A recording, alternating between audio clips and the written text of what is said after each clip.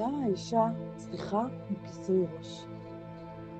ידוע לנו שכיסוי ראש נועד לצניעות האישה, וידוע לנו גם שכל מה שקורה בעולמות העליונים הוא שיקוף לעולמות התחתונים.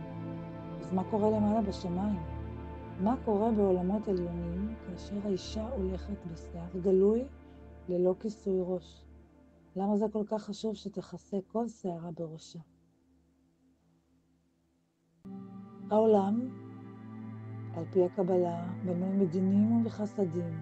זה כנגד זה ברא אלוקים את האדם ואת העולם. על פי 10 הספירות, הנקבה היא מספירת המלכות, היא המקבלת. הגבר הוא מגיע מספירות ראשונות, הוא המשפיע. לפיכך, הנקבה מושפעת מהגבר.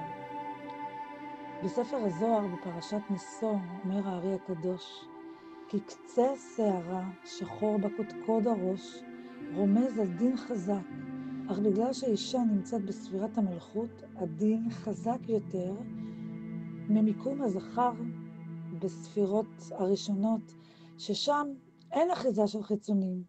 לכן שיער הגבר אינו צריך להיות מכוסה, אבל בשערות הנקבה יש אחיזה גדולה לחיצונים. חיצונים הם מזיקים רוחניים.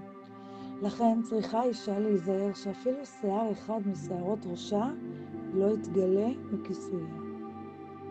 אומר הארי הקדוש, צא וראה כמה פגם גורם שערות האישה מתגלים, גורם פגם למעלה במלכות דאצילות, גורם למטה להתגברות הדינים, גורם לדינים על בעלה שלא מקפיד על אשתו בכיסוי הראש, וגורם לעניות לפי שמסלק את השפע העליון מהמלכות. ועוד גורם שרוח טומאה תשרה בבית ובניה לא יהיו חשובי הדור. על כן חייבת האישה להתכסות בביתה במקום מוצנע, ואם תעשה כך יהיו בניה כשתילי זיתים. כשם שהזית גם בחורף וגם בקיץ אינו נופל ונאבד, ותמיד יהיה חשוב יותר משאר האילנות, כך בניה יתעלו ויעלו, ויהיו חשובים יותר משאר בני העולם. ולא עוד, אלא שבעלה יתברך בכל הברכות, בברכות ובהשגות קדושות מלמעלה, ובברכות גשמיות בכל צורכי הגוף למטה, כלומר בעשירות, בבנים ובני בנים, סביב לשולחנו.